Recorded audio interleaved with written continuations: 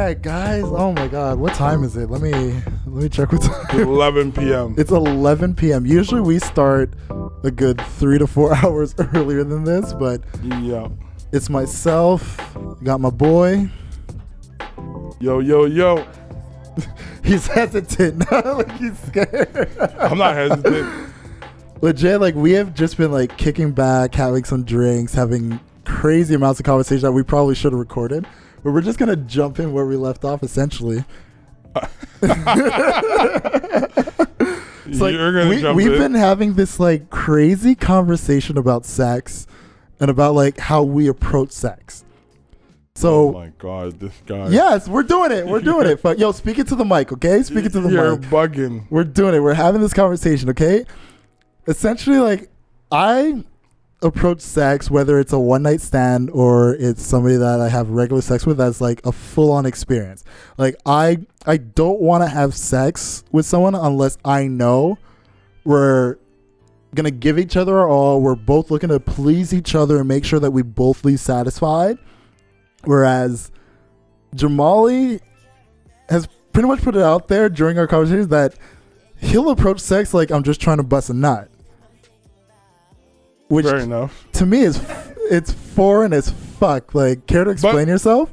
No, but that's just my personal choice. Like, it is what it is. What do you mean it is what it is? Like, that's such a cop out. Like, you never fucked a chick just to get off? Like, no. Like, okay, but you haven't. That's fine, and I respect. Because like for me, it's like if I just want to get off, I'm just gonna masturbate. That's cool. We like have I will literally options. like pull up some porn and get a quick whack off, and like I'm good to go. Like there, I busted my nut. Like I just got one off, and like I'm good. But like if I'm like in the bedroom with someone and we're both naked, we're both seeing each other like our most possible vulnerable state. Okay. I want to have like a full experience. I want to go top to bottom. Like let's do everything we want to do and like enjoy each other. Okay, that's cool. I respect it. Like I don't know what else you want me to tell you.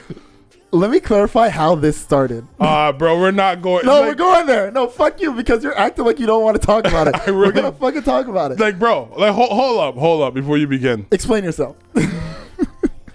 We all have different choices in life.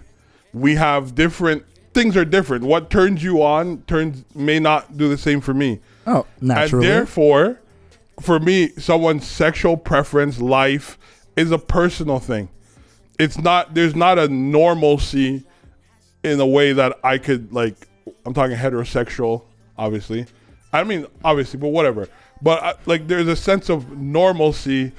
You can't really put everything in a box and be like, this is the way you should behave, or this is what you should be doing, or this is wrong, this is right. Okay, well, to put it into context, this all came up because we were talking about how, was it either last episode or a couple episodes ago, Jason had said he doesn't eat pussy, or like he doesn't eat his girl's pussy, which we all think is bullshit. No, we don't all think. No, we all know it's bullshit. We know it's bullshit. Okay, so from Loverboy Jason. So from that, like basically, Jamali was saying how like first he said he doesn't do it. Well, let's clarify what doesn't mean. No, but that's what you said. I said the way, like, let's because you're fucking going off on your own tangent. Yo, so are you sweating? I'm not sweating. Matthew advertised that he's what is it? What is it? What? I am of a pussy eating practitioner. Yeah, he's a practitioner when it comes to fellatio, or whatever the female, whatever it is, right? Cunnilingus. Cunnilingus, right? You know, my vernacular is not that proficient when it comes to that. Clearly. However, I, on the other hand, I'm a more laid back. Like, I mean, I don't talk about sexual experiences to details the way he does. And therefore, when I use the word don't, it's not that I would meet a chick and do it. Like, if I'm in a relationship, a long-term relationship, and like I feel like it's necessary, then I would engage in it. That's the difference. You eat pussy. It's a fact that if you sleep with a girl, you would most likely eat her pussy. Right or wrong. 100%. Exactly. That's the It's a difference. prerequisite. It's a prerequisite. Okay, fine, whatever, bro. You've been out of school for so long. Shut the fuck up. Oh my God! Why are we having this conversation, bro? There's so much on the docket that we're having this conversation because we've been having this conversation. But for Jason's almost not 3 here hours. to defend his fuck Jason. his non-eating pussy. Fuck Jason right now. We're talking about you and me, man. Okay, go ahead. I'm listening. Because like the one This is thing when it ridiculous. comes to Ridiculous. just going down on a woman, eating her vagina, and like it's the experience of pleasing someone outside of yourself. I agree. Like the most selfless act you can commit, Agree. especially sexually. Agree. 100%. And the way I see it is like when you approach sex, 80% of the battle is foreplay. 80% agree of to it that, too. is fucking foreplay. You have to like it sets the mood, it sets the tone. It lets them know how committed Right. you are to what's about to happen. Right. So for me, it's like if a woman's like she doesn't give head, I think she's just a selfish human being. Fair enough. And like when a guy tells me like they don't go down on a woman, like, I just feel like that's Yeah, a but very you have to also. Hey, let me finish my thoughts, buddy. Oh my God. I feel have to that sit that through this guy shit. is a selfish person sexually because Okay. you're the act of performing that on a woman. It's one makes the whole experience easier for the guy. Because let's say 100%. let's hypothetically say there's a guy out there who's Bro, like, do you realize? Oh, hold on. Come back and let you go through your whole fucking sermon. Because this shit got to end, and it got to end quick. why? Because I'm not in the mood to discuss. Yo, it's a laid back episode, Jamali. Relax. I'm laid back. And Maybe you should lay some women back and lift their legs up. How about that? That's your opinion. I don't have to follow directions. You're not my GPS for life, bro. There's a difference. I agree with 100% what you just said. I do, however, believe that this is something you share with someone you have deep feelings for. That's where you and I differ. And I think it's clear, no, it's not clear. I think it's something that you should address. You're also polyamorous. I think that plays an impact on the way your perception. Absolutely not. It does I not believe- play an act. Bro, no, hold on. No. First off, Whoa, hold the fuck up. First of Bro, all, we're gonna have this conversation. Oh, I'm gonna no, we're fucking gonna speak. have it. We're gonna have it. We're not gonna. It's not gonna be a conversation where you just ramble on for fucking 20 minutes. I'm not gonna ramble for So 20 shut minutes. the fuck up and let me interject. This is ridiculous. I don't even think what. I have no reason to believe this is a valid conversation for a podcast. Why not? Anyways, You think the people don't want to know how we live our life sexually? fair enough, but that's my personal business. But anyways, I don't have a problem sharing. I'm not embarrassed about nothing I've done or hope will not. do. So I'm cool with that. Like, I'm comfortable sexually. Like, that's not a issue. My whole thing is we value sex differently. And I think that's where, to you, it's where you value like experiences with people. I like to be, I'm more reserved where I would like to please a woman I'm in a relationship with. And that to me means more than just like the experience of sex with anybody. So I think that needs to, Yeah, take and you know precedent. what? Like, to clarify, that I 100% respect. Okay. I would never knock you for that whatsoever. Sounds like you was. No, I would Because I've never. made this very clear. No. I have made this very Tyler, clear. he's lying. He's lying. He's I am not lying. He's making it clear now that the mics are hot. Oh, this guy. Okay? He's making it very clear that the mics are hot, okay? Because that's not what you were saying before. But no, like, Tyler could confirm. I clearly said if I'm in a relationship with a woman, that is something that no, and that I respect. I feel that is a must. Yeah, I respect that. Like, Right? Because and- if a woman, hold on, if I'm in a committed relationship, a woman's committing herself to me, I think it's my duty to fulfill her as much as I capably can. It is your duty. I Right. think you said it. I don't. Yeah, exactly. So for That is the just in case you guys didn't hear, This episode.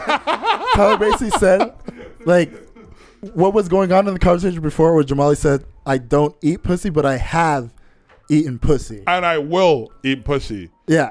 if but it's my the wife way he was or I'm in a serious talking was as relationship. if pussy was just not on the menu for him. I think the way you interpreted what I said. It's your fair. interpretation It of is what fair. I said. It's fair. You never had follow-up question. You just took it at face value. And it's fucked up because I've been in a long-term relationship. So you should even be like, oh, well, how come with such and such that didn't go down? Yeah, I know you were in a long-term relationship, but the way you were speaking was as the if... way you took it. No. I think Jason's statement took precedent to what I said thereafter. If you remember, when Jason and you were having your dialogue about vagina eating... And how glorious it is. I literally didn't say nothing. Do you remember that? Yeah, you laid in the cut like I a laid in the fucking cut, germ, bro. You're fucked up, bro. You're fucked up. Hurry up, let's get this conversation over with, man. Like, yo, he is sweating. I'm not sweating, bro. This footage, we could put this shit up if you want. He's shining. No, it's like, Bugging. like basically the distinction that was coming out was just a matter of, like he said, me viewing it as an experience where it's like whether it's somebody I'm having a one night stand with or somebody that like I'm in like a long term relationship with. Either way, like I want every sexual experience I have to be something that is like I walk away from it feeling completely fulfilled. And I respect that. And personally, I don't feel fulfilled if the woman I'm with didn't get to her peak of pleasure. Wait, like that's just me. Like I want to make sure like I'm walking out of there, like even if I never see this person again, that I left there knowing I did everything I was supposed to do. They felt the way that sexually I am. I'm a very respectable guy when it comes to sex. That's good. And that's me. Like I really want to like walk out. Like if I never see you again, if you never hit me up again, whatever it is, like, at least we can both say with this experience, we enjoyed it. We had a great time. We got everything we wanted out of it. We're never recording at 11 again, bro. This is never going to happen again. 7 the latest, motherfucker. 'Cause, at 11, you get a bit... What? Bro, again, we also see things differently. Like I was saying to Matt before we recorded, well, in our conversation, that I see kissing somebody as something more intimate than a sexual experience. To me, like, I've slept with women that I've never kissed. Which is weird to me. It is weird to you. But to me, it's also weird that I would kiss her. Like, I can't envision myself sticking my dick in someone that I'm not willing to stick my tongue into their mouth. Nah, bro. There's you know, like, you put on a nice little rubber on that, you're good to go. Me, I just like there's no rubber in my mouth, bro. Like that's just how I feel. Like I'm just being real. Like I'm being very honest. True. This is a very candid fucking conversation. It's like, how do you get to sex without like, bro? Like it goes into like my whole foreplay thing. Like I not only enjoy foreplay, but like I need foreplay. So you've never been with a chick that was just ready, just get straight to it? Of course I have, but like I've still like at the very least made out with them. But you've never gotten a girl who was like, yo, just skip that, let's just get straight to it. No. Okay. Like, I guess we deal with different people. As far as I can recall, I've never been in a situation where it's just like, take off your shit, I take off my shit, we fuck, and that's it. Like never. Okay. There's at the very least a makeout and I respect that. a titty suck, you know, like at the very least. I'm not against that. As long as you're not lactating, that's fine with me. Hey, if you get a little bit of milk, it's just extra flavor. This is what happens when you record at 11 with Matthew alone. Jason is MIA Yo, Jason again. should have been here, but I don't know where he is. So you know what? Whatever. And so I'm left to be subject to his... We're just continuing conversations, bro. with Jason, a key part of your fucking conversation starter. Look, we all know Jason, who has a girlfriend, is eating that pussy out. Sorry to call you out like that, Christina. Jason don't have a choice. This nigga don't have a choice. I don't know why he keeps saying, I don't eat pussy. Bro, there's numerous... No, he didn't say I don't eat pussy. He said he hasn't eaten her pussy, which is a bullshit lie. No. Since I've known Jason And I've known Jason over 2 decades. Is it? About, yeah, I'm old as fuck. I'm calling my age right now. But I've known Jason since 99. Say no names, by the way. Say Right. no names. No, I'm not going to call names. And in numerous situations we've been present, Matt, myself, and Jason, he has been outed to have at least done it to a chick or two. Or maybe multiple. I don't know. But I know he eat pussy. Like, there's no question to it. There's no way you could be in a... I'm like one of the most conservative person. I'm very to myself. It's logically impossible. A grown man who's about to be 32 years old, who have been in several serious relationships, has never eaten pussy. Now, if he says that's not his thing, but he does it to his girls, I respect that because that's just me as well. But the way Jason goes on about it is wrong. Now, he did say he never eat his girlfriend's pussy. I don't believe that shit. This guy, where did he go? To Dominican Republic?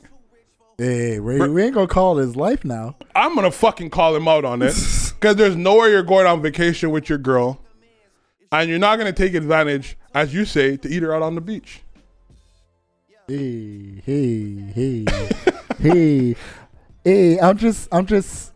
Hey, don't try to be politically correct. I now. was just prefacing my personal beliefs of what I would do on vacation with my significant other, and eating some pussy on the beach is definitely on the menu. Hey, I think it's on the menu for any normal person. I'm just saying, life is about experiences. You so messy. I'm not messy. I'm honest. What the fuck you mean? But isn't life about experiences? Oh, of course. Some of the things you do just the sake of doing it, and just to be, I've done it. You're gonna tell me you're in a serious relationship with your girl, you take her horseback riding on through some. You are calling him out, and he's not here to defend himself. Hey, that's not my fault. People make choices. I made the choice to be present.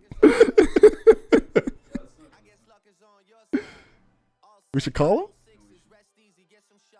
We're not calling. I only time I'm calling if it gets to 12 and I can't get back home.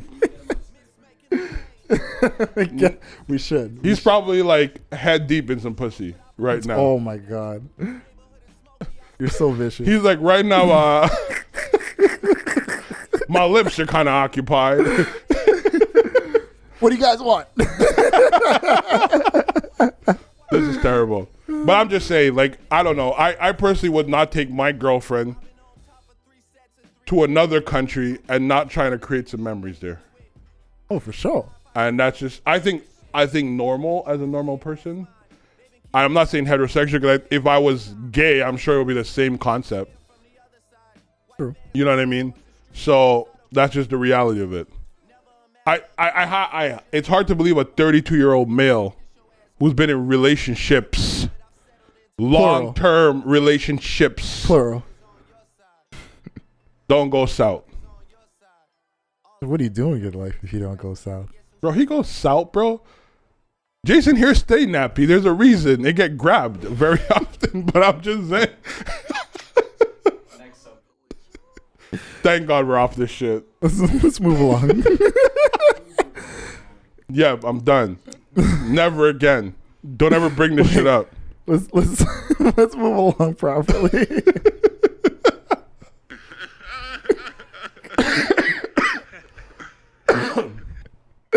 I had to put that Kawhi laugh there. You're terrible. Terrible. Just throw the Kawhi laugh up. It was worth it. Terrible, man. So how was your week, Matthew? Yeah, This is the way we should have started. But since you wanted to let's divert. officially introduce the podcast. Fuck, man. Hey, everybody, and welcome to the Dope. This was not my intention. I'm introducing the podcast. Oh, now you want to do that. Let me introduce the Now you want to do that. Yes, let me introduce it, please. Hi, everybody, and welcome to the Don't Be Mad podcast, your weekly dose of a couple homies just kicking back, shooting the shit, and talking about eating pussy. No. You're here with your boy Matthew, and I'm joined here with one of my mates. Right. We don't kick back and talk about just eating pussy. This is the first Say your name. We're conversation introducing, we've bro. had. I've already said my name, by the way. Say it again. We're introducing. Don't talk to me like that. This is Jamali. Oh my God, this is one for the ages. So, how was your week? How's the mental health? My weekend good, man. Really good. That's it?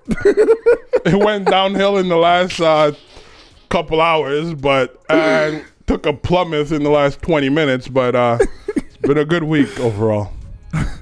My week has been pretty good, man. I didn't ask you that. Yo, shut your mouth. Shut your fucking mouth, okay? Man. You don't want to talk about your week? I'm going to talk about mine. My week was pretty good. You know, I was really busy at work, but no usual shit that I get through all the time. Hey, it's You know, family's been doing good. For those of you that know my situation, it's been better than before, but still making strides, baby steps. We're making leaps and bounds as we have to make them. one step at a time, man. Yeah, mental health, keep on trucking on. Bro, That's you're all in I a gotta good say. space. I could tell. Yeah, I'm a bit sauced up right now. You know what I'm saying? A You know little what I'm too saying? much, if you ask I'm me. saying we had some vino before we started, then we jumped over to some brewskis, so you know we're feeling good. Guy. Yo, stop shaking your head, man. All right. The things I subject myself to. What do you mean Pause. subject yourself to? I should have took Jason's You advice act to take like a we day fucking off. held you up at gunpoint and like put you in front of the mic, bro. Anyways, what's on the docket for tonight? Let's start off with Her Excellency, Oh, my Lord. queen, Oh, Lord. the newest ambassador of Barbados, the most beautiful, elegant, exuberant, the highest acclaim of what a goddess should be. The woman that just, when you see her, you understand. Just say Rihanna, bro. Yo, let me tell you something. Let me tell you something right now. Hey, No, shut the fuck up. Don't you ever in your life cut me off when I'm speaking about your goddess. the most extravagant, the most beautiful, the most elevated woman of our generation. Okay? Her Excellency, Rihanna. Okay? Show some respect. Oh, No, Lord. shut the fuck up. Show some respect. Okay? What respect need to be shown? Yo, show some respect to Her Excellency. Bro, she's your fellow countryman. I don't expect you to do anything other Show than that. some respect. There's no respect. Keep going. Officially named Ambassador of Barbados. Oh, just, it warms my heart to These see. are greatest exports. It makes sense. Yo, you know what?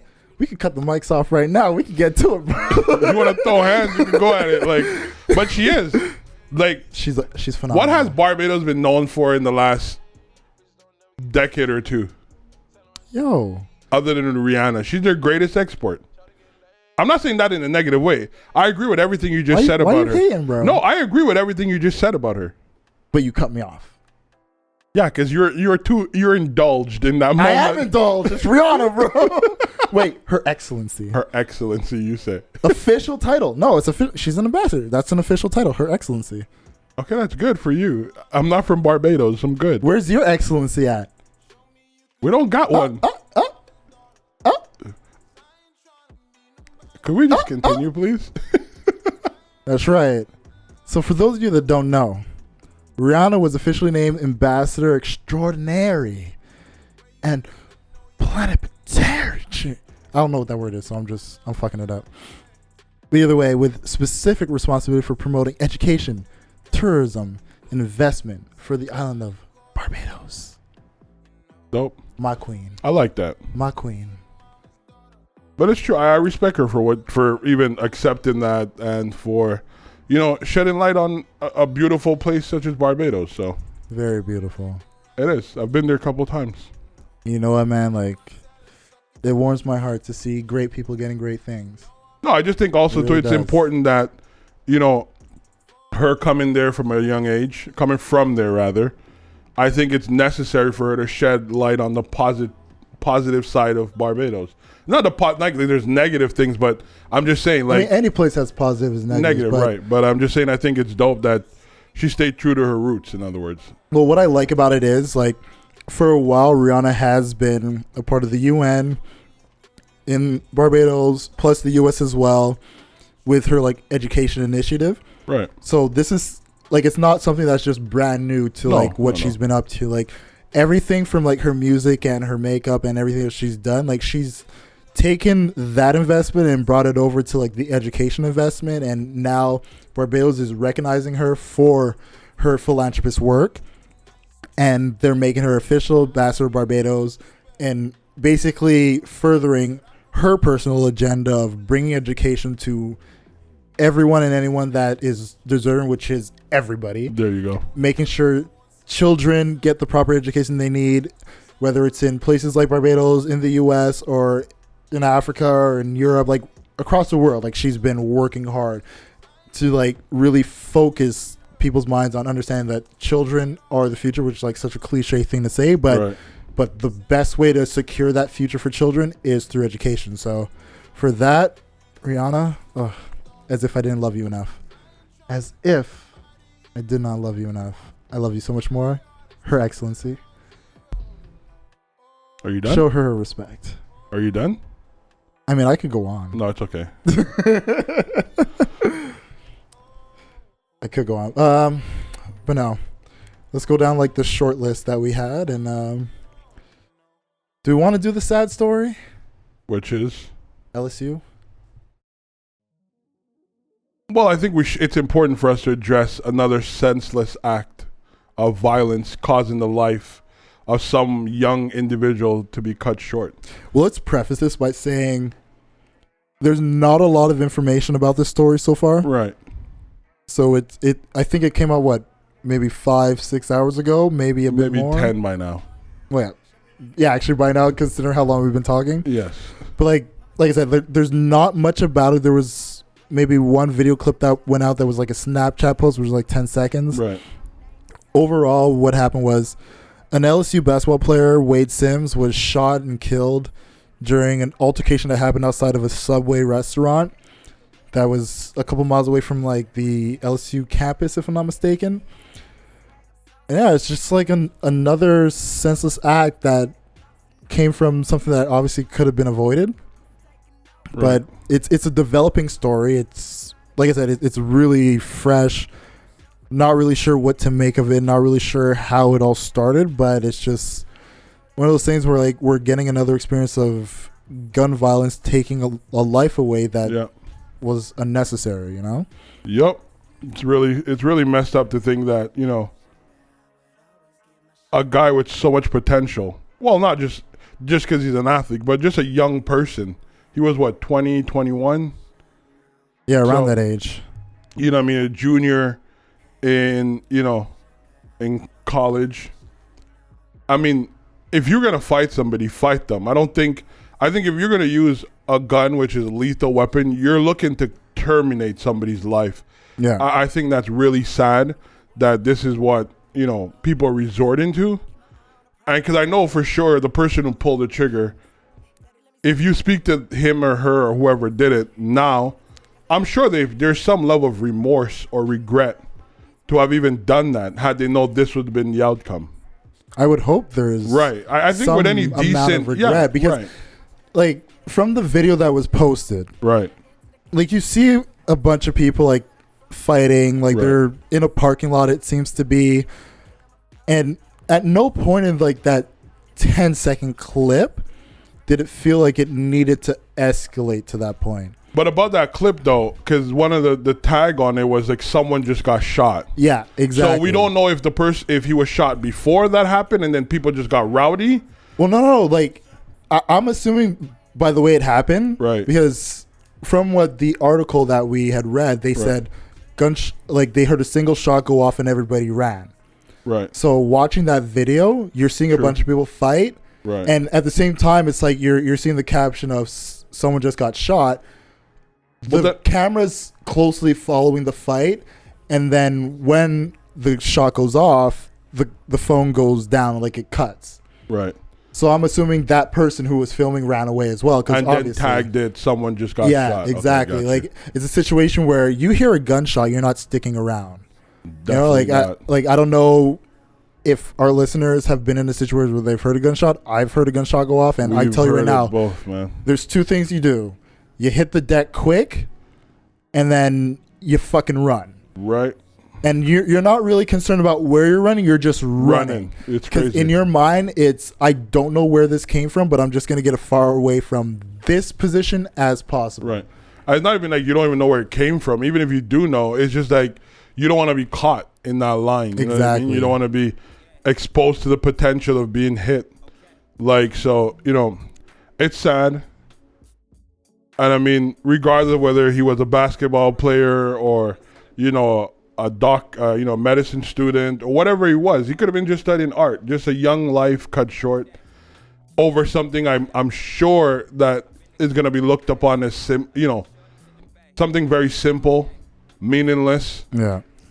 and you know, it's just sad. That's really sad. Very fucking unfortunate. And like, it's just situations like this. It's so irritating because obviously, like, we make a note to talk about these things as like reminders and try to find ways to like almost get understanding about it, you know, because it happens so often and we're always so confused and surprised when it happens. Right. But at the same time, like, we don't want to talk about it so much that we get desensitized to it, because I feel like, even for myself, like, there's a lot of times we've come here and there has been this type of story, and I've literally omitted it from the list just because I don't feel like talking about it again. No, it's a very weighted subject. Exactly. Like, it's a heavy topic to talk about. It's something that, especially in this case where it's so recent that there's still so many questions about it, but at the same time, it's a constant reminder of just what can we do to like avoid it, you know, and like what can we do as individually, like having individual responsibility for our actions in terms of avoiding these situations. And I know, like, for us in Montreal, it's the chances of this happening are so much more slight than a place like Louisiana. True. But at the same time, like, it wasn't too long ago we talked about a guy getting shot by the police. Right. You know? And same type of situation where it's like you have a fight that breaks out, and the result of a fight breaking out is somebody getting shot and killed. Yeah. It's hard to talk about these things, and I'm sure there's probably a few listeners that are just like, fuck, another one of these. Like, I don't want to hear it again. And for you guys specifically, sorry to bring it up again. Like, we get it. But at the same time, we feel a responsibility to like talk about it, mostly because we want to get it into our minds and your minds, where it's like, what can we do to like make some type of difference? I just personally think, like, I don't think it's an education thing anymore. I just think accessibility to guns. And I mean, we know Louisiana is an open carry state, right? I believe so. So, you know, I just think it's like wrong people or people who are not emotionally stable having, you know, access to these weapons. Because honestly, if I'm having a fist fight with somebody, the last thing I'm expecting that person to do is to pull out a gun on me. Or the last thing I would have done if I was a gun owner and had a gun on me was to pull it out on that person. Well, like, I get that, but at the same time, it's... Because to me, it's in a a cowardly situation like action. that where you're fighting, like, there's so many different scenarios that could come of it. Like, we could be in a fight and maybe I could be like, yo, it's done, but like the person I'm fighting against is like, no, they want to keep going, and I'm the person with the gun, right? So it's like, I'm like, no, fuck this, is done. Like, we both swung on each other, we both got hits in, but like, I'm over it, and you just keep pursuing me, and because I'm trying to get away from you and you're not stopping, now I feel like the only way out of it is to pull out my gun.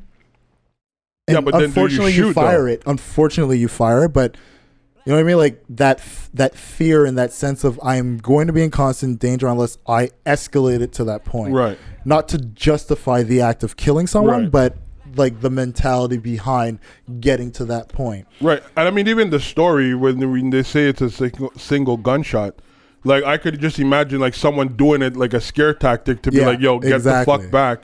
And then boom, you know, it's not on safety. Yeah. You know, a slight finger wave and that's it. You know what I mean? Like, to me, it's messed up that a young life just is gone. It's You know what I mean? unfortunate. Yeah, it really is. I don't mean, I can't even say the person aimed to kill. Like And that's that's the other thing. Is like a single shot, you're trying to stop him. right, Like if the story was multiple 2, 3, 4, Yeah, then I'm thinking, yeah, you were aiming to kill. But like Right. that one shot was essentially a warning shot. enough like for me to almost. think you did it because you were like, you're over this fist fight. Right, Now it's like maybe you did it to kill. right. Of course, Maybe you did, or maybe you did it just to like stave off the attackers. And unfortunately, this guy got killed. It sucks either Right. way, but we talk about it because we need to get some type of understanding on this whole situation. And eventually, maybe if enough people talk about it, enough people give perspectives, we could get to a point where we could get some type of understanding of how we can get control over this all. I don't think it's controllable. I just think when it's all said and done, I think it's just, again, accessibility. I think as long as accessibility to guns, and I'm not saying people shouldn't have guns. That's not what I'm saying. I'm Right. saying that once the wrong people, because for some people, a gun is no different than a PS3 or PS4. Yeah. Right? But for some people, a gun is where they hold their pride in. Like, they feel proud. Like, I have a gun. Their power comes from it. I think those type of people shouldn't have guns. Like, that's where I'm thinking. Like, I don't know if they have to do a psychiatric evaluation before they issue a gun license. I don't know what they have to do, but I think too many guns are in people's hands who don't know how to deal with the power of having a gun. Yeah. I mean, like in a perfect world, there would be 1,001 different ways before determining if you deserve to have a gun or not. Right, of course. Whether it be psychiatric, physical, like just you would go through every single hoop and every single hurdle to make sure like this person who owns a gun has earned the right Right. to own a gun outside of it just being like in the U.S. a constitutional right. Right. With that being said, I don't even know how to make sense of it at this Because point. to me, the way I look at Like it I is this. really don't. To me, the way I look at it, for you to get a driver's license in any state in the U.S., you have to go through a process. Right? Well, look, let's say here in Montreal. Right. Once upon a time, you could go just do the test to get your learners. Right. Once you got your learners, it was, I believe, a 2-year probationary period, 1 Right. year or 2 year. Right. And then after that probationary period was over, you had a full license after you did like the driver's test. Right. But besides Now, that, You right. have to go through at least 6 months of driver's school Right. to get it done. And then once that's done, you still have to do a driver's test. Right. And then once that's done, now you can... No, you do the schooling to get your learners. Right. After you get your learners, you do the 1 year probation. Right. After 1 year probation, you do your driver's test. Right. And then if you pass that, you get your Right. full license. And the thing is, like, Montreal is pretty much a perfect example. You cannot go to get your learner's permit without being certified that you've done your time in the classroom. Like, you literally have to get a paperwork from the driving school to say, yes, this person have done the required theoretical Yeah. work to, and they're you believe now that they're, ready to go on the road. And I think that's something that should be considered. But then again, there's always going to be people finding a way around that system Yeah. to acquire weapons. And I think it's sad. I really think because most people who do it, I don't think they do it out of a villainous mindset. I don't think so either. Especially like considering the situation. It's a fight. Right. So, like watching the video, there was multiple people fighting. Right. So in that situation, I think it was mostly like a person feared for their life. Right. And that's why a shot went off. Like I don't even go as far as that. I literally think it was a nervous twitch. I think it's somebody pulled the gun out just to show like, because again, their power comes and look, from like that. We've seen many situations where, a gun gets pulled out and somebody starts posturing up and flexing, being like, oh, you're going to shoot me, And like, if someone pulls a gun out and then you start acting like you're not afraid of the gun, and that person shoots. And you're still acting in a menacing way or Exactly. proposing threat This to person that person. pulled out the gun right? because they were in fear. They were thinking this is the only way to de-escalate this. And Right. if in that situation where they pulled it out, it doesn't de-escalate it. Right. Now their automatic thing is, I gotta at least pull the trigger, let them Right. know I'm serious. But not only that, too. Like this is hypothetical, of course. Yeah. But it literally could be the gun fell from somebody's waist, and this individual and the owner of the gun start tasseling for it, and a single shot went off. And as soon as it could went be that off, too. It could be that too. They both just released themselves from that weapon. So like the whole point is just accessibility. I think people who own guns should understand the responsibility of having a gun, because you're essentially playing the role of God. You're taking people's life at a pull of a trigger, a split second decision. Like that's crazy. All right. Enough about guns, man. Let's talk about this election coming up. Wow. How do you feel about it? Well, for the latter up until like a couple of days ago when the whole immigration thing was brought up, like I felt for once, because I listened to the English debate, and at no point did the PQ mention referendum, separation, Quebec being independent. I was like, oh, that's so amazing that this wasn't a part of their For once, it felt like that. Right. For once, it was like, oh, we're actually going to have an election where we're going to talk about economics, right, education, right, medical system, integration of people into the, the Quebec lifestyle. But it was because I was listening on CJD with my parents, and the one of the guy, I forgot his name now, was really like, oh my God, like no mention of a referendum. Like I couldn't tell you the last time this ever happened. And I'm like, we're in 2018, bro. Like that should not be like a concept. And the one thing that always bothers me, like I could be leaning towards a party, right, and the second I hear anything about we want to separate and become our own country, I'm just like, you lost me. But because I can't support that. That's not like, a viable option. Even if economically speaking, you're perfect, education system wise, you're hitting every mark, like everything I look into, because for me, it's like I look at economy, I look at education, because like my nieces, my little cousins, like for me, it's like I want what's best for like my family as far as like making sure my or the like, next generation, period, or that exactly period. But like when you have like personal stake in it, you pay a bit more. Of course, it has a deeper value. So I'm not saying any specific party was hitting this, because I'm not going to tell you guys who I'm voting for, because I don't want to have any type of influence on your vote. Vote for who you feel is best. Period. I don't care who you vote for. You don't have to tell me. I'm not going to tell you. But the one thing I will say is, the second I hear any type of Quebec official party talk about referendums and separation, it takes me away from what their main practice is, because that's not what's important for us right now. I don't think it's important for us overall. Ever. Because right now, our focus should be on what's going to build the economy stronger. Right. What's going to help the people that are living here. Right. What's going to help take homeless people off the street? What's going to help our future generation, which are the children, as far as education goes? Are we going to make it cheaper for them? Are we going to improve the infrastructures of educational systems in schools? Right. To me, that's important. And also, you skip, for me personally, another thing that means a lot is elderly care. Like, I want to hear how what system you have or ideas you have to put in place so that, seniors or retirees could at least live a decent life, Yeah. Like, I work in a space where I'm constantly engaging with people who live on restricted budgets.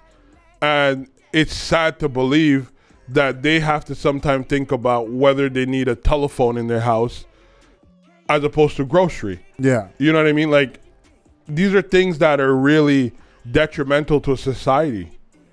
And a referendum is unnecessary, I believe, in my personal opinion. Completely unnecessary. And it's only going to cause more chaos, and we have more important things to focus and channel our energy to be great.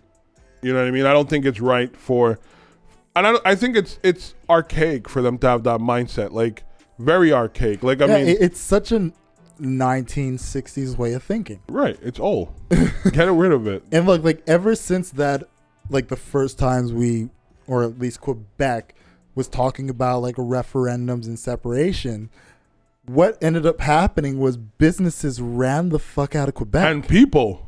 People ran and businesses ran. And it hurt our economy. Definitely. Once upon a time, Quebec was one of the biggest places as far as like businesses coming here. Oh, for sure. People coming here, because biggest province in Canada, Montreal is a hub of international peoples and businesses.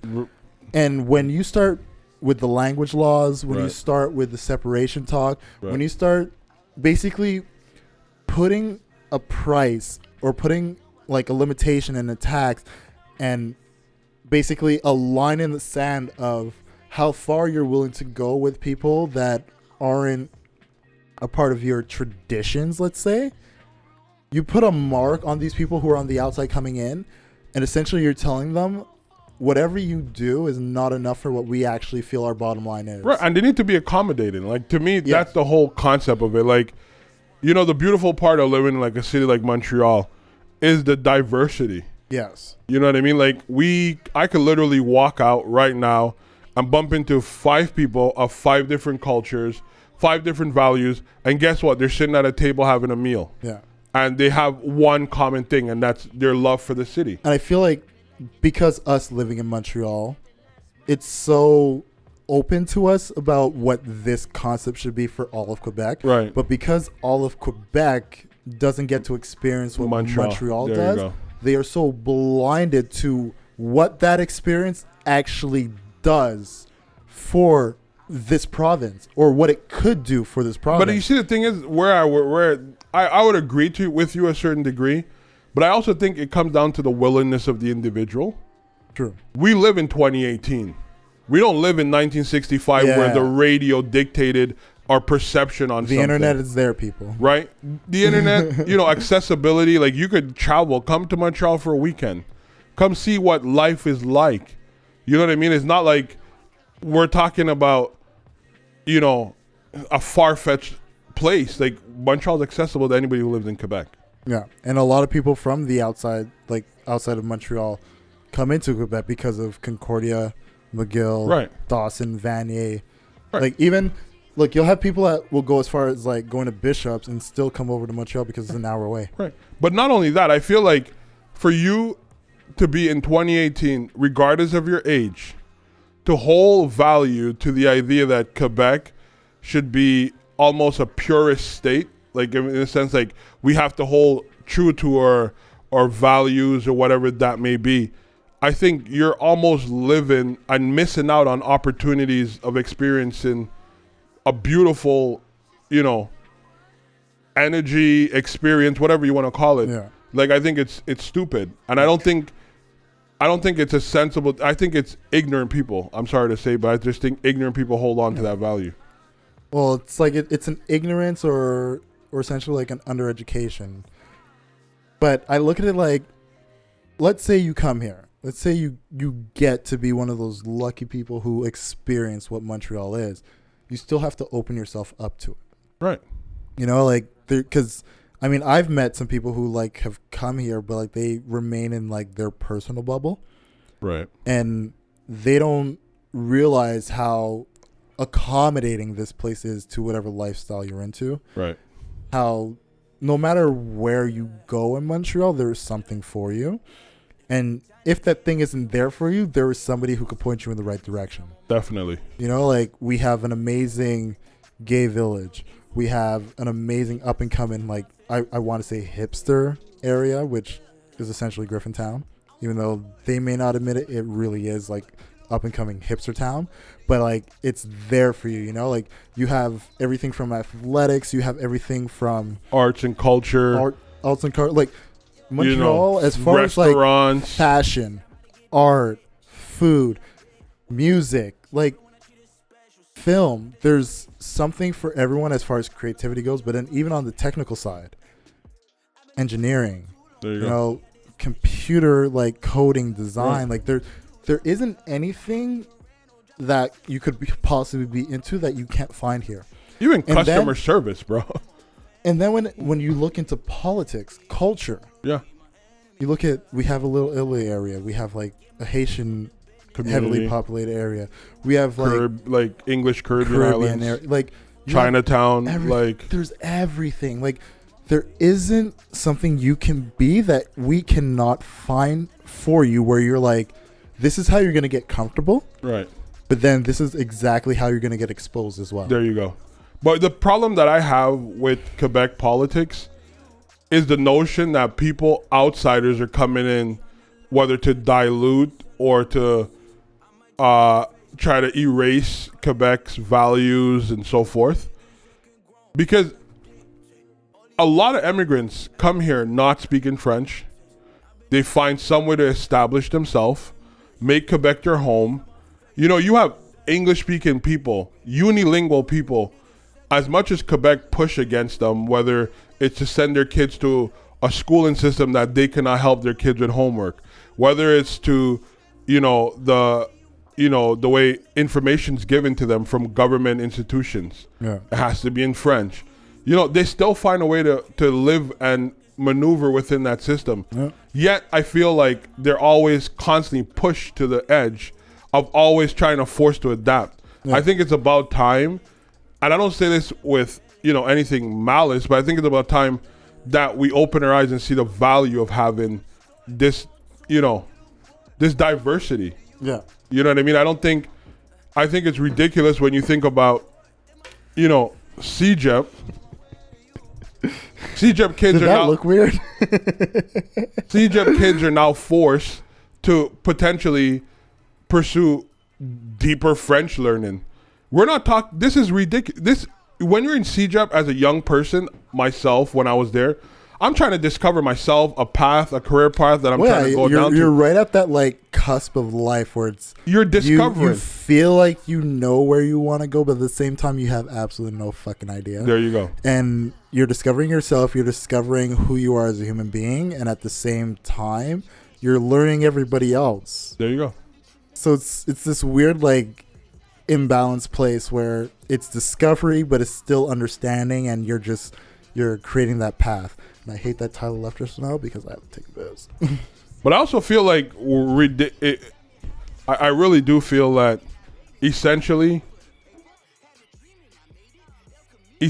we need to respect and appreciate the fact that we have a lot of different languages afforded to us. Our children could learn different languages. You could literally, I always tell people, like, sometimes traveling, being in Montreal is literally, you could experience different culture, a couple bus stops away from you, on a train ride. You don't have to go far to enjoy great Mexican cuisine, or if you want to try good Haitian food or Caribbean food, it's at your disposal. And I think Quebec needs to realize that it's a plus to have that, as opposed to the idea of forcing their notion of their culture, their language on a group of people who are not fighting back against it. Because I, for one, I came here, at a very young age, and going to French school in elementary, high school wasn't easy, but I saw the value in knowing a second language. I saw the value in meeting people of different culture that I've never met. If you come from most places in the world, if you live in any place, it's most likely a homogeneous setting. Places like Quebec, Ontario, New York, Miami, London. These are places where you're able to have different experiences just because you live in a city with diverse culture. All right, sorry. Let me just bring you guys behind the curtain. I ran out to take a piss, so I missed a lot of what he said. But I agree. All that effort in trying to have a conversation. You know what? I know By Jamali held it down. myself. I know Jamali held it down. I know he did. And I apologize that I had to run out. But no. Like, I know he held it down. So, So I will listen to that part and be like, this motherfucker's on point. I just think it's beautiful. I think we need to realize we have a lot more going for us. And no one's coming here with the intention of erasing the French language.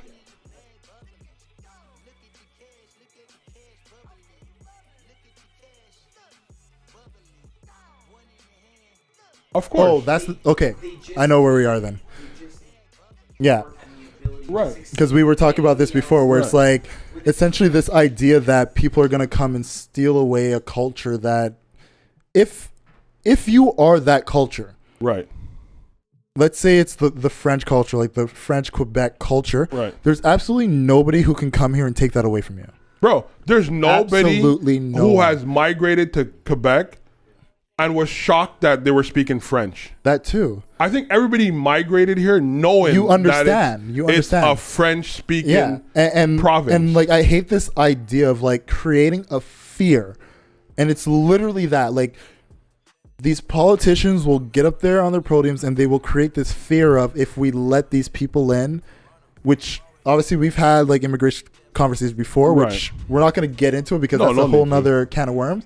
But this idea of letting people in means we're taking away from ourselves, which is completely false, and it's an irrational thing to say to people, because now you're feeding into this fear tactic narrative that anytime you see somebody who's not yourself, they're taking away from what you know and what you live and what you believe, which is completely false. And you need to understand, like, maybe you're one of those people who you're on the cusp and you're trying to make sense of what's being told to you in this type of circumstance. Right. Nobody is going to come to Quebec. Nobody's going to come to Montreal or any other place in Canada for that matter and say the lifestyle you live here needs to change and we are going to be the ones to change it.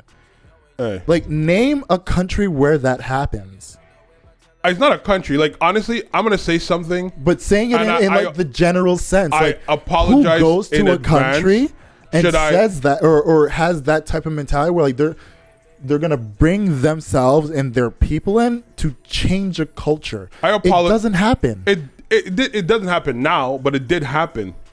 And the fact that we had Europeans, or I don't mean to offend anybody, but but when they came over, understand how that happened. but I understand that. But when they came over, their goal was to impose Yeah. their culture. So in some weird way, I feel like they think because they have done it to a group of people that they're Yeah. expecting it to happen to them at some and the thing point. is, like, he just dropped his phone.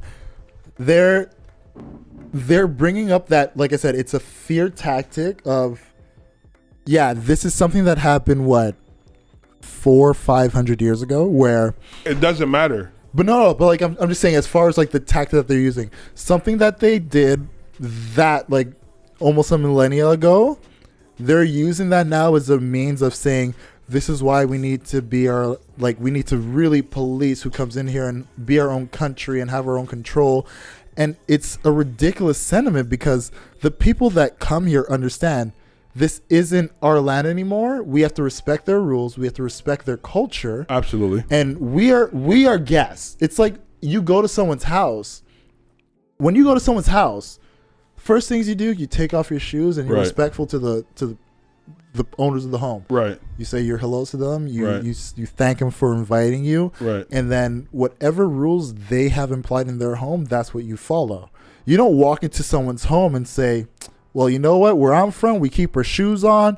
We kick our feet up. We fucking open fridges and open doors and leave lights on. Like, no, you don't do that, because that's just completely disrespectful. It's that. I would agree with you, and I agree. I do agree with you 100%. But you know when someone have done you wrong, right? Yeah. Or you've done somebody wrong, and they know, you have that fear that they're trying to get even at some point. Even if it's not that person, you're afraid to be exposed to what you've done to somebody and the hurt you've caused. And I think I'm just saying this. I don't mean to offend anybody. I'm saying this again. I get what you're saying, And but I feel like you're trying to hold on true to something that no one is trying to violate you. the thing with that is, that's understandable because it would be individual. Right. If I did something to somebody in particular, Right. the idea of them trying to get retribution is understandable because it's me and that individual. Right. Whereas if somebody of a different culture Right. is coming into our country, Right. the idea of they're only coming here to get retribution. Well, it's not. I'm not saying the person's coming to Or get like, retribution. no, Okay, yeah, that's a strong word to use, Right. obviously. But I'm not saying people are coming in to get even. They're just afraid that what they've done to somebody could be done to them. Yeah, it could be done That's to what them. I'm trying to say. And that idea is what we, as like the regular citizens who elect and empower these people, need to be like, stop fucking doing that. Because it's crazy to think, like, if this idea of referendum and Quebec, separatist ideas existed from the 1960s, however long that is, we're in 2018. It never happened. Yeah. Your language is still going strong. No one has ever tried to ban Quebec from speaking French. Why are you still trying to fight a fight that no one's trying to fight with you? Exactly. Like you're creating an enemy that doesn't exist. Right. And I think like going back to what you said earlier, I really think it's politician playing with people's emotional strings. That's exactly what it is. And I think it's bad. But the reason they're doing it is because there's still a minority population of people that believe in this idea of Quebec as a country. And because that minority population is there, they want to feed that idea into people that you have the diehards that believe it, Right. the people that don't give a fuck, Right. the people that are on the fence, Right. and then you have the people that are just completely opposite. Right. They know they can't get the people that are completely opposite. Right. They're hoping that they can get some people that are on the fence, Right. that are on some people who don't give a fuck, Right. and bring them in to the ones who are diehards. But I think also too, like it affects everybody. When you put a politician in power, it's literally you're giving them your next however much years of existence in a place. They're gonna dictate how that experience for you goes. Yeah. I think it's about time people wake up and they stop feeding into these narratives that are not true. And call them out. Yeah. Like, not just don't feed into them, but when these narratives are brought up, Right. call it the fuck out. Like, it pisses me off where we're watching debates or speeches or town halls or whatever the fuck we have going on, and maybe someone in the crowd brings up this idea, and a politician Right. who's supposed to be a representative of the whole Right. feeds into that idea. But I mean, we saw that a couple of years ago when, the university strikes. Yeah. And then Pauline Marois just jumped on that bandwagon and Yeah. then just ran with it. I think personally, I mean, you look at Canada as a whole, we have 10 provinces, 13 territories? No, we have 10 provinces. I think we have 4 territories. 3 territories, sorry. 3 or 4, yeah. 3. I don't know why I said 13. Yukon. Yukon, Northwest, North, and Nunavut, right? 3. Yet Quebec and some parts of northern Ontario, Manitoba, and I forget which of the maritime province do speak French. They're less than 50%. New Brunswick, right? But yet Canada still recognized itself as a bilingual country. Yeah, it's legally in the Constitution. It's English and French. It's country. a bilingual. It's a bilingual so country. I don't understand why Quebec is so hell bent on the fact that yet our economy grows because we're bilingual, Yeah. right? But you don't see that as a benefit to be like, you know what? Let's cherish this. It doesn't hurt anybody from northern Quebec to come and learn English. Just like it doesn't hurt anybody from Montreal to learn French. Yeah. It's for your own benefit. But like majority of people in Montreal are bi/multilingual. For sure. Like, I know people that speak more than 2 languages. Like, I know a lot of polyglots. There's people who speak beyond 5 languages. Yeah, like and it's just because we're multicultural. Right. You have people that come from like the Middle East, Southeast Asia, Right. Asia itself, yeah. Europe. Like, it's just this idea of, like, people that come here, they come here because they know it's a multicultural place. It's a bilingual place, or at least expected to be a bilingual place with the minimum of French and English. And from that, you're going to find your explicit culture or your minority culture. And then the language that you grew up with from your home country, you can jump into and still hold on to that. But you see, the thing is, that's what my problem is, because I think as a person who lives in Quebec, being bilingual, I still feel like I'm really not up there, because the average person who comes here, French is their third language or second. In most cases, yeah. You know what I mean? You have someone who comes from Russia. Their native tongue is going to be Russian. They're going to learn English. They're going to learn French. Now they're trilingual. Yeah.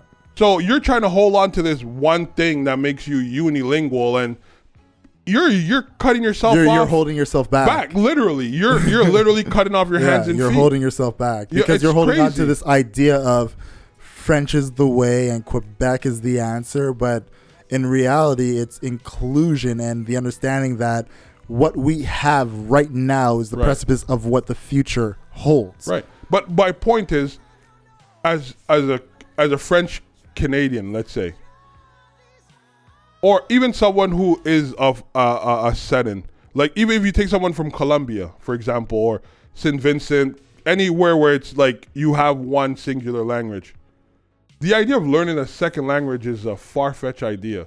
Yeah. If you're a French Canadian, you can learn English. You can go to Russian school, learn Russian. You can learn Chinese, German. And the reason for that is why? Because we have all these different culture already here. That's something you should appreciate and value and be like, yo, I'm welcoming to everybody. I could learn Chinese and never been to China. Yeah. That's crazy to think. That's an opportunity. Because we have the people here that can teach us. And that's an opportunity. Don't look at that as a hindrance to you, the progression of your culture. No one's here to take that away from you. And on top of it, it's like going back to like just the idea of what we should be looking into when it comes to electing these officials. If I know I live in a place where we can literally have contact with all of the world in one place, Literally. I would want somebody in power who notices that strength, And values it. values it, but not only values it, but makes it the forefront of what they're running on.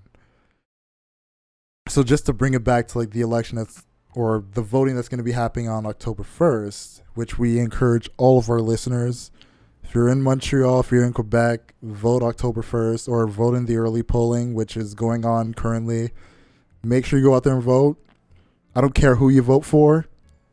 Don't ask me who I'm voting for. I'm not asking you who you're voting for.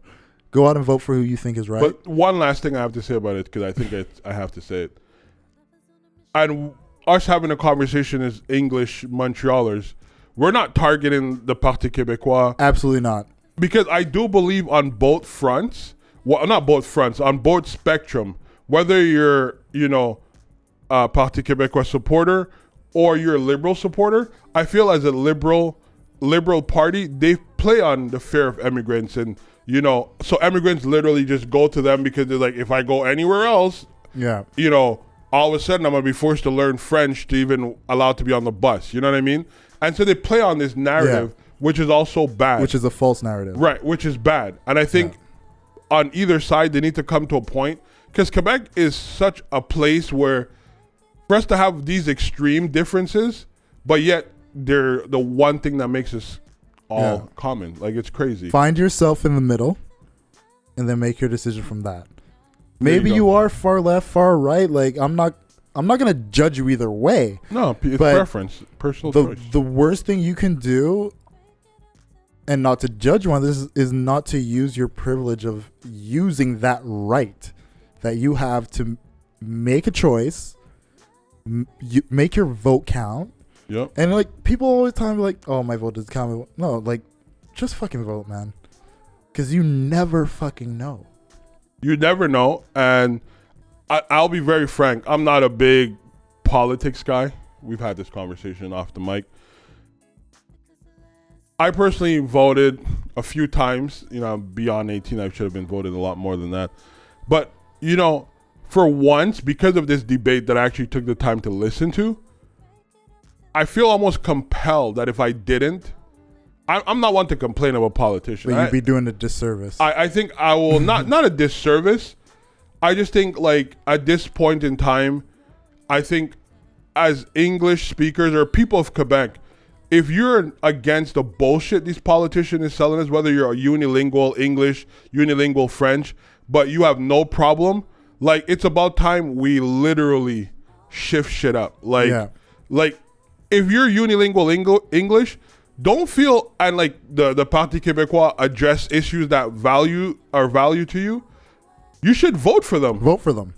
Like, don't feel the feel that, oh, I gotta stay liberals. I don't really like all their shit, but this makes more sense. Look, what you need to do, what everyone needs to do. Don't vote based on your fears, man. That's all I'm trying to say. I'll say this for myself. I can't remember the last time I voted for the same party in the previous election as the current one. So like I feel like every single time I voted for someone different. And it's mostly because I look at every party, like I'll run through what they're talking about, what they are saying they're going to be doing. And then from there, I base it on what my needs are, what I feel is important to me. And then I go from there. Understand, like, I'm telling you this.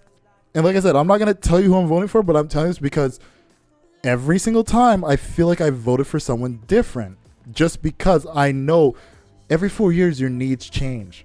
But yeah, but what you're speaking on is that you're not voting based on your personal fears. Exactly. I think French it's Quebecers... on needs. It's always on needs for me. And I feel like more people need to understand, vote on what your needs are, what you feel like is best for yourself, for your lifestyle, for the lifestyle of your loved ones. Yeah. Like there's so much you need to consider in going into the booth and voting. Right. Make sure all those things are wrapped around your head and that you make a conscious decision that is best for what you feel will put the next few years forward in your eyes. Definitely. And if all your friends are telling you they're voting one way, but deep in your heart you want to vote this way, vote this way. Absolutely. Don't vote their way. Vote your way. The way you feel is best, because at the end of the day, you using that privilege of voting the way you feel is best for you in your future, even if it pans out that whoever you voted for didn't win, at least you know you put your stamp in for that person because that's what you felt was best for you, period. But that's the thing about a democratic society, right? That's your right. That's your privilege. You don't have to be a sheep in this. No, but I think a lot of people feel the idea of democratic societies is that you have to be... you win if you vote for the party who actually come out victorious, right? But no, that's not how it works. It shouldn't. In a democratic society, you vote for who best represents your values. Yeah. And it shouldn't be based off fear. I think, and like I said... most importantly with this too, is like, this isn't federal. No. This is like municipality. This is shit affecting you right here. This is literally your backyard. Right. Like, maybe you didn't do federal, you can be excused for that. But when it comes to your community, your town, your city, your backyard, the responsibility that's placed you on have everyone. to make sure who you vote for is the person that you feel is best for you and not the one that you were influenced to vote for. Or you voted because you're fearful of what another party could do, even though you agree with their shit. Exactly. Like, to me, that to me is the epitome. And like, ever since I've been alerted or smart enough or understand Quebec politics, I always feel that liberals will get the immigrant support because they play off, well, at least the English-speaking immigrants, they play off the fear of, if you vote Parti Québécois, they're going to want to have a referendum. You don't want to give them majority government because they're going to have a referendum. Yeah. They're going to ban you from speaking English. It doesn't work that way. At least that's what I believe. It doesn't. And I feel like the Parti Québécois feels like, oh, well, you shouldn't vote for, like, people who support them. Like, I can't vote for these people because they're going to come take over. Let's be honest. Most of the people who are unilingual French, they like to have a nice taco every now and then. Who do you think's make that taco? Where do you think it came from? I'm just saying, like, you like to experience different culture. They like to have pasta. These are the reasons why you could have that. There's places, like, I watch a YouTuber that literally said he never had an authentic burrito before. He lives in Canada, but he doesn't live in a metropolitan area like Montreal where you could literally go somewhere and find that. It's a fucking shame, man. Burritos are amazing. But it is a shame, but it's also something we should appreciate. Yeah.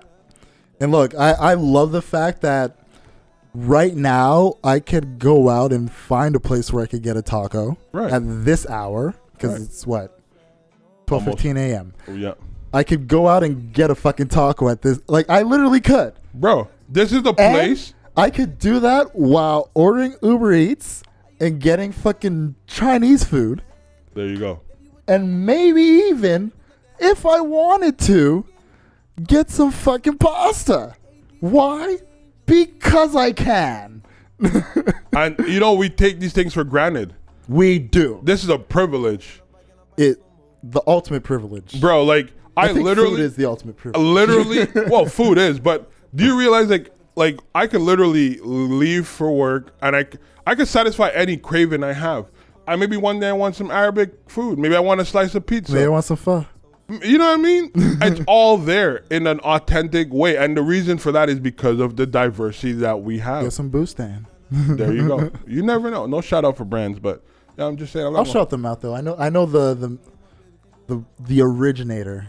He's a good dude. But I'm just saying, like, you literally, we went to Dawson and we literally had a food court full of variety of food. Yeah. Like, and that only happens if you have cultures, man. there you go. You start talking foolishness, you might end up just, I don't even know if you could even have shepherd's pie. You know what I mean? Pâté chinois. I don't know.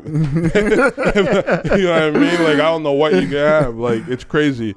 Well, look, to put a stamp on it all, like, basically what we're saying is get out there and vote. October 1st. Look, we all should have gotten those letters in the mail by now. If you got the letter and your name wasn't on the card, please register. Make sure that you're eligible to vote because it's important. It's really important. Like, this is your backyard. This is your home. This is where you live. This is where you rest your head. So it's something that you should really be taking into consideration and not treating as just like some minimal thing. Like, do what you have to do. On top of that, I mean, do you have any final thoughts to go into? I mean, no, I just think, like, don't be voting based on fear and really vote with what's best for you and those you is. That's it. That's all I feel. Right. I mean, I don't have anything else to add on top of that. I feel like we got it all off our chest at this point, Definitely. man. So, yeah, let's wrap it up. Guys, Well, we still got to touch a few things. what are you trying to touch? Nah, Bill Cosby. They put my boy in jail for what? 3 to 10. You know, I'm a Cosby Wait. supporter.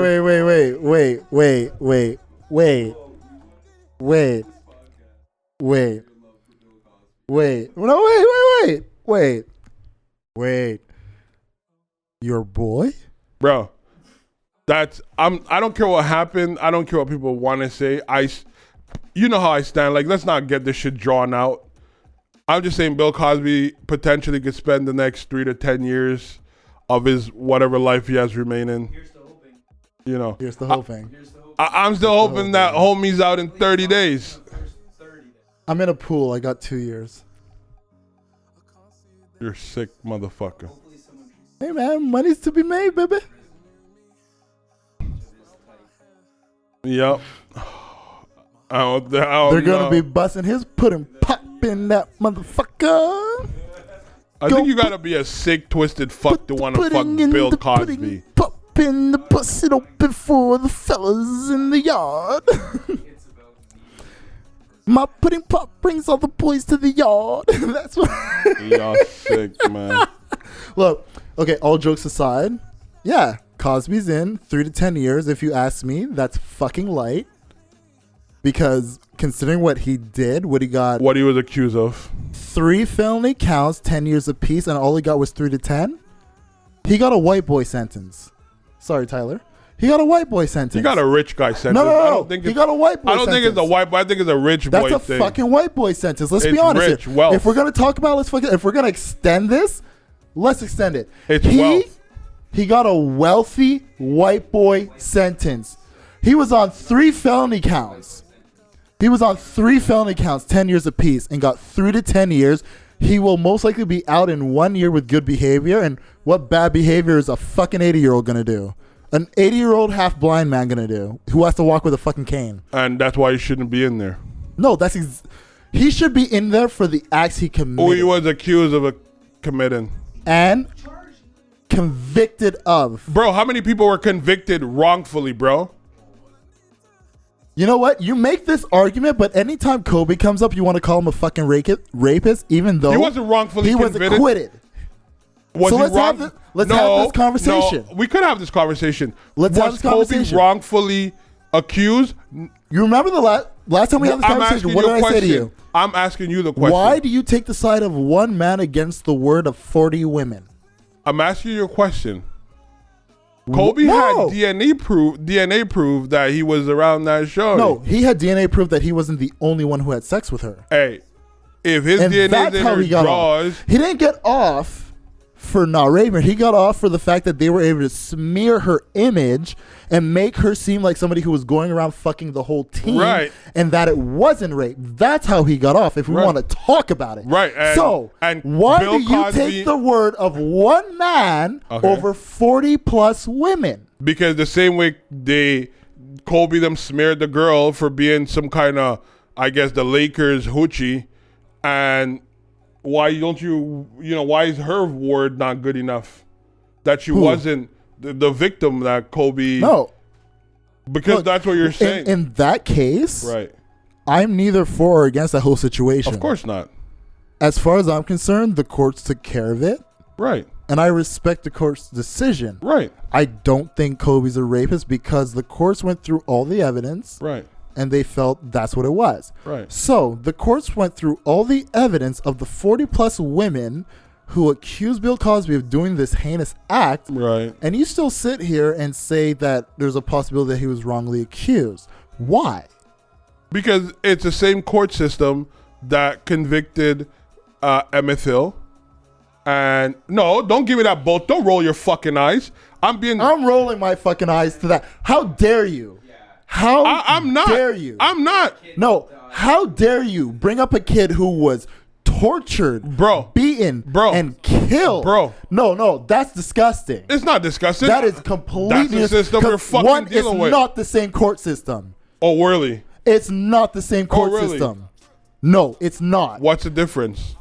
There is decades of difference between the time in which that happened, before the civil rights movement that happened, compared to this situation with Bill Cosby, where 40 plus fucking women. You keep bringing up this 40 plus women, Yes, bro. I have to, because you're defending one man who went through the court of law, who had to go through all these women, who talked about what they went through, what their situation. They gave full on testimony, and I'm you not still sit trying- here and I'm not defend here to- this man I'm not here- as your boy. You wanted to extend this, we're extending this. Let's we go. are. I have no problem. But what you need to realize, you need to respect my opinion. I respect yours. You feel. No, there's opinion, and then there is defending somebody who got convicted of rape after Bro. they went through the judicial system. Bro, there's a lot of people who get convicted of crimes because they went through a judicial system and years later were vindicated because they're wrongfully convicted. So you're telling me right now, What? one man's word was correct against 40 plus women? We've had this conversation. No, I need a yes or no on this. I need a yes or no on this.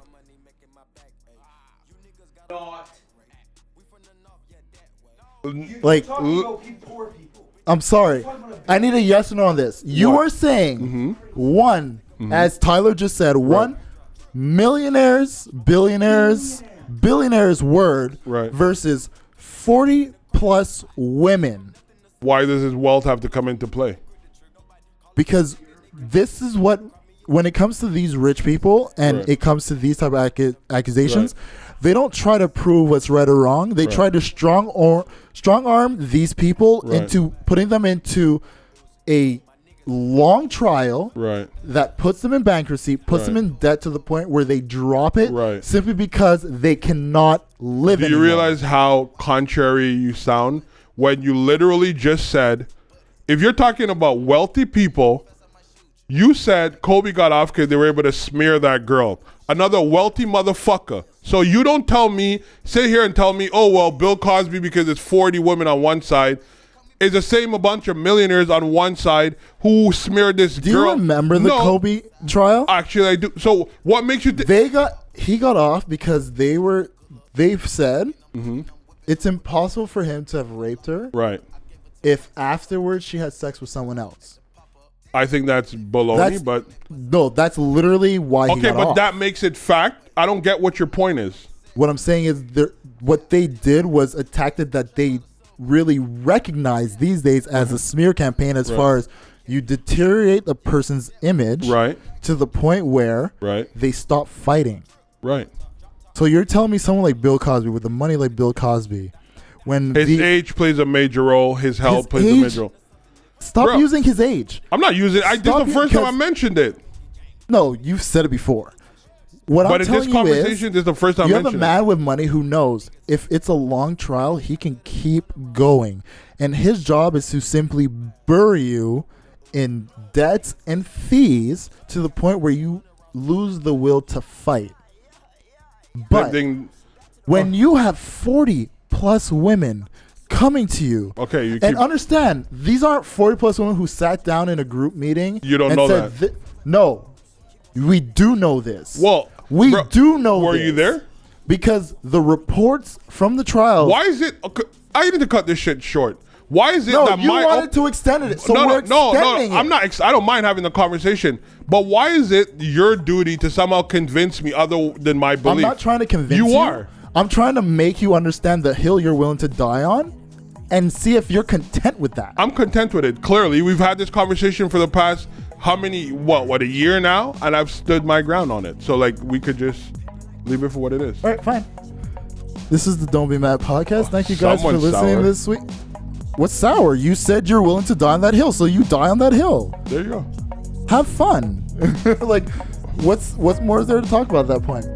Thank you guys for listening to this week's episode. As always, you can find us on Facebook, Twitter, Instagram. Don't Be Mad Podcast on Facebook. Don't Be Mad Pod on Twitter and Instagram. Yep. I'm your boy Matthew, joined with my boy Jamali. Yep. Look for us next week. Surprisingly, we went longer than I expected us to do, considering how late it is, but we get it done, baby. Even without Love is Jason. love. Stay positive. Show each other love and All right. respect. Protect your mental health, people. We will see you next week. Peace out. Peace.